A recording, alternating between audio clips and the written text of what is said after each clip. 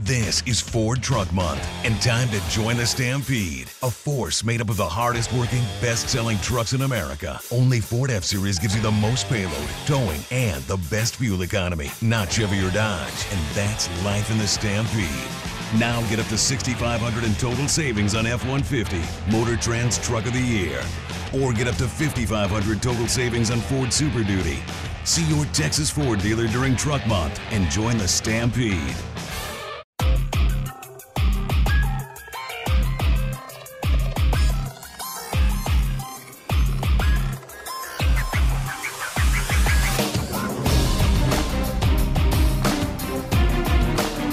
Welcome, Buff fans, to the WT Coaches Show. I'm your host, Kelton Weens, and alongside me is head women's basketball coach Krista Gerlich. Now, Coach, on Thursday and Saturday last week, you played Incarnate Word and Kingsville and got 2 wins out of that. Tell us about those games. Well, it was really nice to play at home for one thing in front of our fans, and then to be able to pick up the W's certainly helps us, and especially the stretch that we're in right now. But, you know, I thought that against Incarnate Word, I knew we were going to have a tough battle. They're very athletic and just right on the verge of being a really good basketball team. And we had to really match their energy, and they also were coming off of a loss, so both of us were really hungry to get out there and get a W. But I thought that our kids really did a good job of just fighting and battling for a W.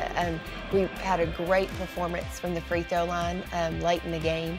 And in fact, overall, we were 19 of 22, and we've really taken a lot of time and practice to work on that and shooting free throws while we're fatigued and maybe a little bit more of a pressure situation, and thought the girls really did a nice job with that. And then to turn around and play Kingsville, basically, you know, 2 days later, which is a little out of our routine, I thought that our kids really focused well. They understood our game plan. The first half wasn't the prettiest. You know, we didn't shoot the ball real well, and I felt like we were a little out of sync, and part of that was credit Kingsville, because they were pressing us, and then we couldn't tell if they were going back to a zone or a man, and we just really couldn't get in the flow of things offensively. But you know, at halftime we really talked about understanding how to get on a run and to stop runs in the second half, because that's what we've been having trouble with. Is we'll have a lead at halftime, and 7 points seems to be the key. We seem to always be ahead by 7 points, and then we lose it. But this time our kids bought in. I thought that our kids in the first 3 minutes, they really won that series. The next 4 minutes, they won that series, and we talked about that at each media timeout, that we really wanted to play 4 minutes at a time and win those battles, and we would still be ahead. And we didn't just win them, but we really put it to them. And as we did that, our confidence and our momentum just got stronger and stronger. And in return, we held them to 14 points the second half. And it's really, we can do that in the first half a lot of times, but it was really impressive to be able to do that in the second half when they were so far behind that really a lot of times they can just throw things up and it goes in because there's no pressure when you're that far behind. But I thought our kids really dug deep and stuck to the game plan and had a great defensive showing. Now, you kind of came through a little bit of a rough patch of games, and then after last week you have 2 straight wins. What does that do for your girls' confidence going into this final stretch of conference games? Well, wins always help confidence. Wins always gives you a boost. It just makes you feel better about getting up the next morning and going to practice. And since then, we've had some good practices where our kids are just relaxed and focused, and it's just building our confidence back up. You know, I think our kids understand what we have to do in the month of February, and it's going to be a difficult task. We've got some really big games, but we need to finish strong going into the conference tournament, and we have a great opportunity in front of us. So, you know, I think that we've just got to really focus and stay determined, and we just have to keep getting better every day and not digress. Now, final question, Coach. You have Texas Women's coming up on Saturday, and the trip to Denton is always a little bit tough. What do you expect out of this game? Well, Texas Women's shoots the ball really, really well from the perimeter, but they really shoot it well at their place. And so we are going to have to really guard against that and make sure that we get to shooters. We've got a week off here where we're, you know, a little out of our routine again.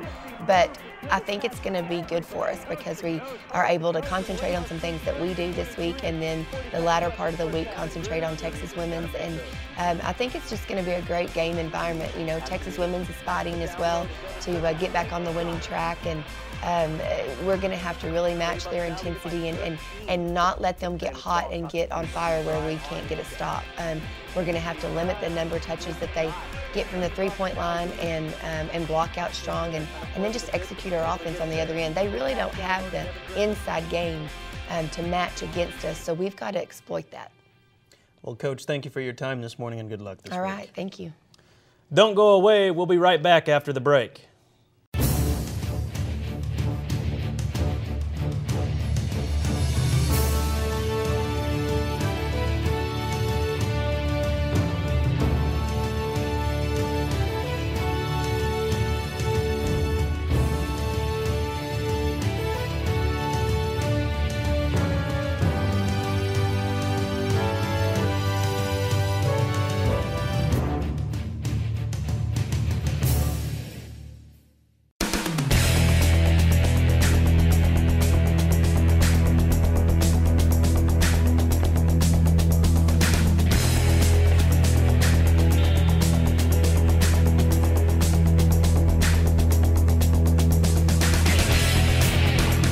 Hey LSC fans, it's free food, free games, free fun. 2012 Lone Star Conference Fan Fest, followed by 2 men's basketball games at 6 and 8:30. For more information, go to lonestarconference.org. Welcome back to the WT Coaches Show. I'm Kelton Weens, and head men's basketball coach Rick Cooper is in studio with us today. Now, Coach, on Thursday you lost a heartbreaker to Incarnate Word. Tell us about that game. Well, I mean, heartbreaker, yes. I thought it was a disaster of biblical proportions for us as far as the way we played. I mean, I think we were really disappointed as a team in the way we played defensively. We gave up 21 layups over the course of the game. It just didn't really look like the type of player or team that any of us, players, coaches, any of us would be really, really proud of. So we're not happy with that. Now, I don't mean to credit Incarnate Word. I think they're a very good team. They'd won 4 in a row when they took the floor against us. We were their 5th win in a row, I believe. They're a good basketball team. They're extremely well coached. And they did the things necessary to beat us, but we were pretty active participants in that process because of some things that we did or didn't do over the course of that game. So, you know, that's one that, you know, when we look back as a team, I'm sure our kids feel the same way. We'd like to get back. But it's one we probably could have won, but again, credit Incarnate Word. And like I said, we did some things that we should not have done in that ball game that caused that loss. So it was disappointing. Now, on Saturday, you guys played Kingsville, and your defense really tightened down the screws, being up 19-0 at one point. What does that mean to you as a coach?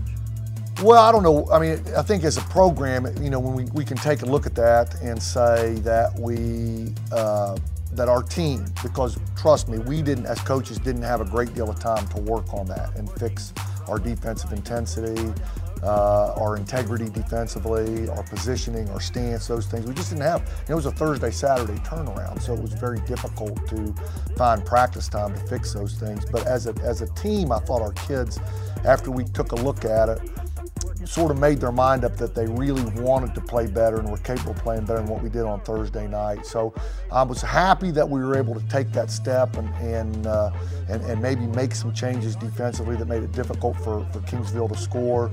And glad that we did that, because I think Kingsville's a pretty good team, and we had to play good defense to have a chance to win. So we'll see. Maybe that's something we're hoping that's something we can build on as a program and as a team and get better and use it get better. But it was good to see. Now, Coach, final question.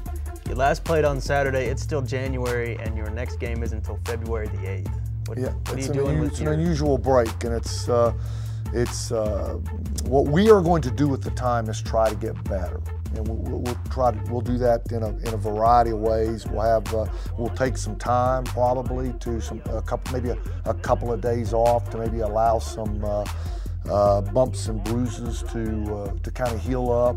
We will try to refine some things we're doing offensively, get better in those areas, and certainly continue to work on our defensive intensity. But we're going to try to use the time as beneficially as we can to make our team better. I mean, that's really all you can do. It's an unusual break this time of year, but it's one we're hoping we can use to get better. Well, Coach, thanks for taking time out of your schedule My this morning. pleasure. Yeah, my pleasure. Thanks for joining us for this week's edition of the WT Coaches Show. For the WT Sports Network, I'm Kelton Weens. See you next week.